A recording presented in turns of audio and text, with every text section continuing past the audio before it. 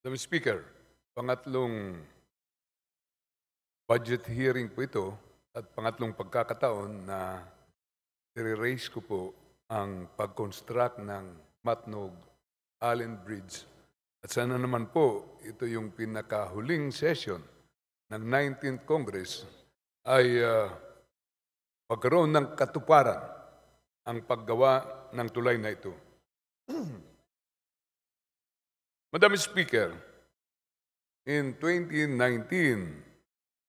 NEDA made a pre-feasibility study on the Sorsogon-Samar Link Bridge and said that the national government will need 300 billion pesos to finance this construction. The same study identified two options. The first is the construction of a 24-kilometer crossing bridge with an estimated cost of 284 billion. It consists of 3 long-span bridges, Allen to San Antonio in northern Samar, San Antonio to Capol in northern Samar, and Capol, northern Samar to Matnog, Sorsogon. The construction timetable is 6 years. The second option is to build a 257 billion peso underwater tunnel which will require 9 years to complete.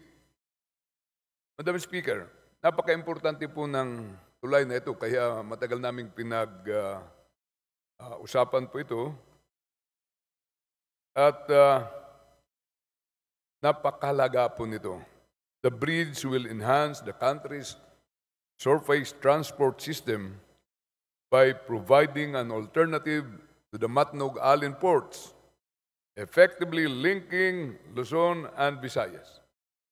The ferry crossing is often affected by frequent weather disturbances and port congestion during peak seasons.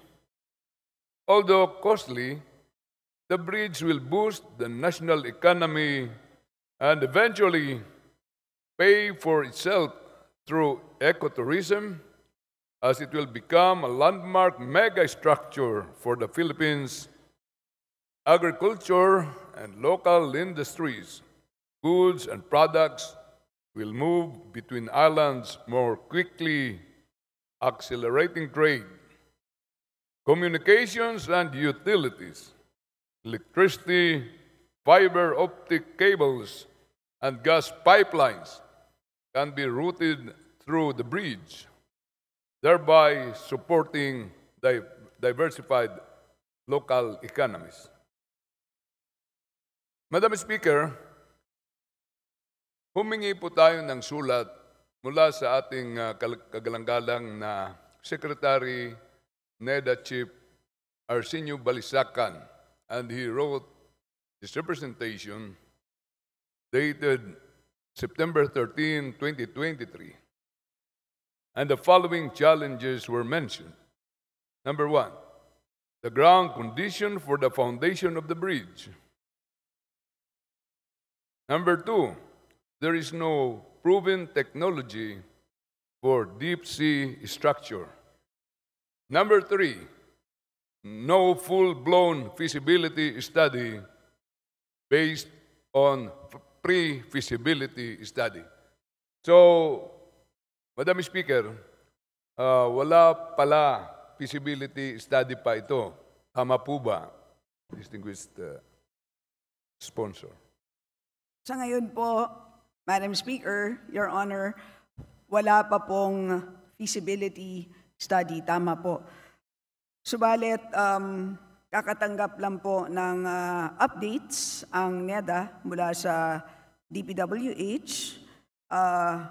Sumulat po sila ngayong September 9. And based on this letter, Madam Speaker, Your Honor, ay pwede na po nilang gawin ang feasibility study para sa bridge na to And they were able to identify two possible routes.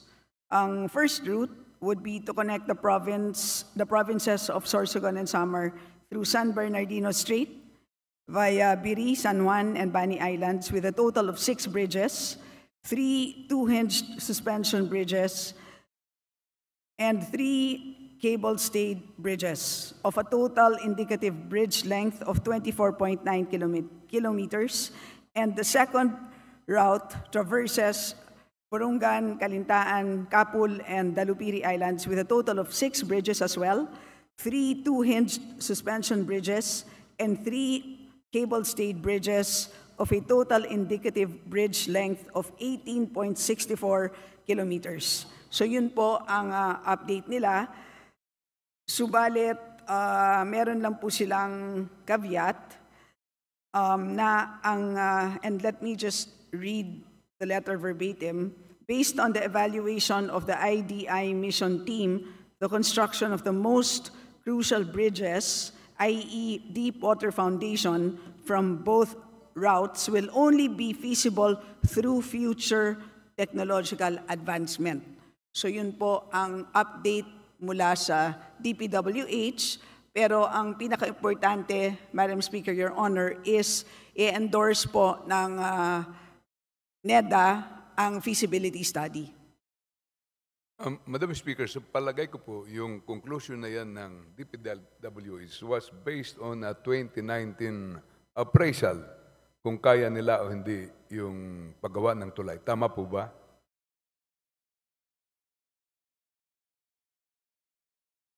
So, yung kaka-update lang po ngayon 2024. So ito pong binasa ko po sa inyo ay resulta noong 2024 study. Madam Speaker, Your Honor. Madam Speaker, mayroon bang rekomendasyon ang Regional Development Council para mapunduhan ang feasibility study po nito? Meron po, Madam Speaker, Your Honor. So, ang pinagsasabi po ng DPWH ay hindi pa technical evaluation kasi pre-feasibility study pa lang, wala pang totoong pag-aaral. Tama po ba?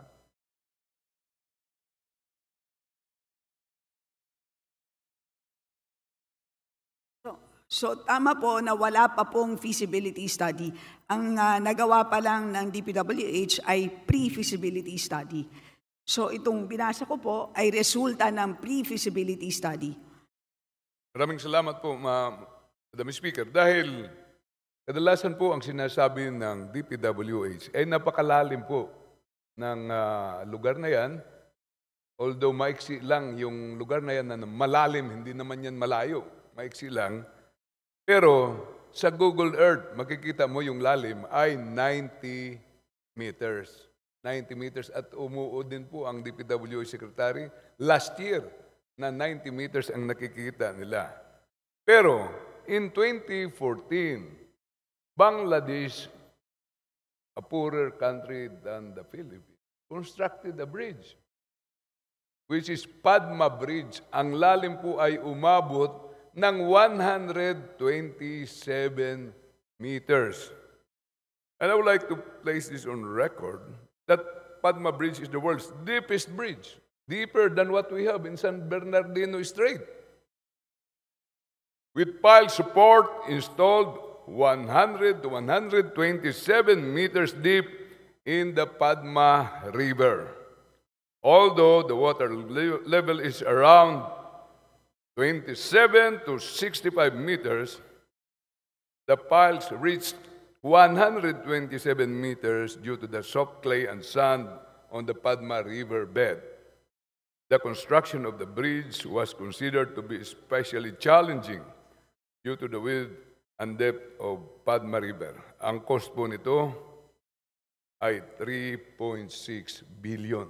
Kung sasabihin natin na 280, roughly mga 5 billion dollars po ito. Pangalawa, Madam Speaker, just Kailangan lang ang DPWH at NEDA mag-aral po dito. Hindi lang palaging rason lang tayo nakakahiya sa taong bayan. Kailangan seryosuhin po natin ito. Hindi po tayo nagbibiro dito. Ang mga tao po natin ay nag-e-expect ng something extraordinary na gawin po natin, na seryosuhin po natin. Kaya pangatlong taon na po ito na pinagsasabi ko dahil sa aking paniniwala po, pag sineryoso po natin ito ng gobyerno, ay kaya po ito. Bakit nagdududa ako sa ating sincerity? Dahil maglagay lang ng pondo para sa feasibility study na totoo, bakit hindi natin magawa? Madam Speaker, kung tungkol naman po sa lalim, nandyan na po lahat sa internet, makikita po natin. Kagagawa lang ng Norway ng isang tulay. Makikita po natin sa screen na may ginawa silang suspension bridge, floating bridge and rock tunnels drilled through bedrock beneath seabed. Pwede na silang gumawa ng naka-float. The Norwegian government is also working on developing submerged floating tunnels to improve connections. Mayroon na tayong, nakikita nyo sa screen, hindi na tayo kailangan laliman pa o nakalutang po. Pwede nating, mayroon naman tayong mga embassy doon, pwede tayong magtanong, magkano ba ito, ano bang ginagawa natin dito? Magkano ba ang halaga ng feasibility study para gawin po ito? 200 million para lang masagot ang taong bayan kung kaya ito ng Pilipinas o hindi. In addition, Madam Speaker, sa Norway, the engineering feat has never been achieved elsewhere. Ngayon, yung itong mga ganito, and it could provide a solution for bays that are too wide and deep for existing technologies. A submerged floating tunnel would sit around 40 meters below the surface of the water.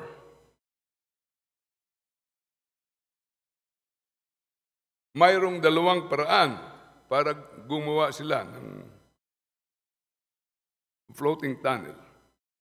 It can be tethered through pontoons that float on water, or it can be connected to the seabed via cables.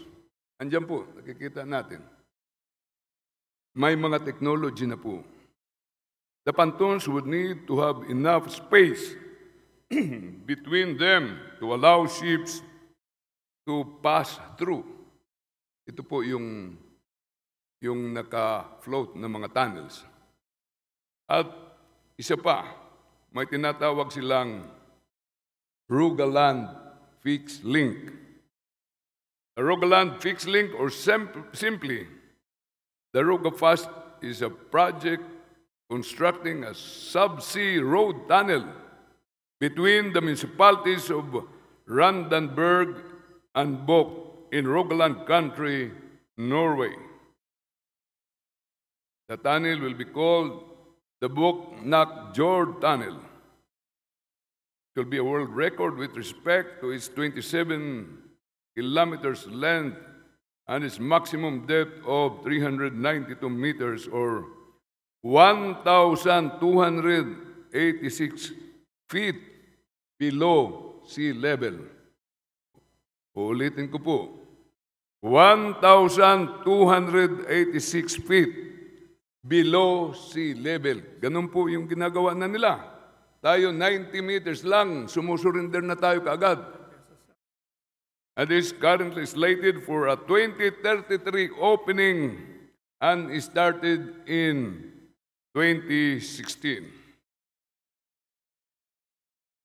Madam Speaker, for the Philippines,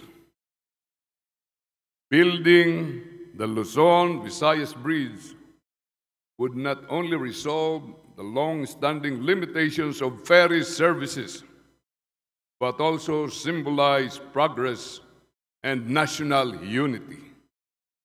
It would establish a vital link, accelerating the transport of goods and people, ultimately paying for itself through enhanced economic activity, increased tourism, and diversified regional development.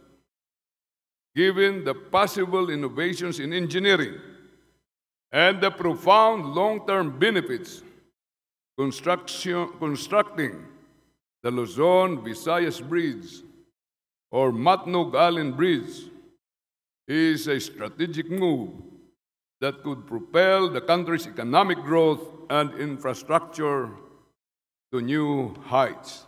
Madam Speaker, kaya ba ng NEDA mapunduhan ng 200 million para once and for all malaman natin kung kaya natin gumawa ng tulay na ito o hindi?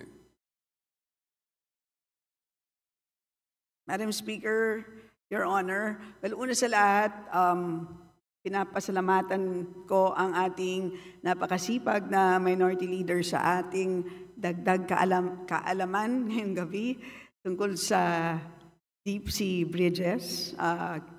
Napakaganda ng inyong presentation. Marami kaming natutunan. We would like to assure you from the NEDA na itong bridge na to ay, ang feasibility study para sa bridge na to ay identified as among the top 3 priority proposals as submitted by the RDC 8 para sa Second Regional National Investment Programming Dialogue noong August 22 to 23. So yan po ay napag-usapan, top priority po yan. Ang tanong na lang po is yung pondo. So sa ngayon, as you know, hindi po siya nakasama sa NEP. So ang gawin na lang po natin, tulungan na lang po natin gawa ng paraan para isama po siya sa 2025 GAB. At ako po ay personal na gagawan po natin ang paraan. Ako po ay tutulong po sa inyo. Maraming salamat po sa statement ng napakagaling na kongresista ng Marikina, ang aking atod. At inaasahan ko rin po, Madam Speaker, na ang RDC resolution ng Region 8, Regional Development Council Resolution, ay maipaabot din po sa ating mahal na Pangulo para mabigyan po ito ng priority. Ibig sabihin, hindi lang tayo dito sa Kongreso, pero flagship project din po ito ng administration po natin. With that assurance, magtutulungan po tayo na at least magkaroon ng 200 million feasibility study fund for this very important, vital bridge in our country. Asahan ko po ang suporta ng ating distinguished sponsor at ng ating House of Representatives. Marami pong salamat, Madam Speaker, Majority Leader, at sa ating distinguished sponsor. Mabuhay po kayo.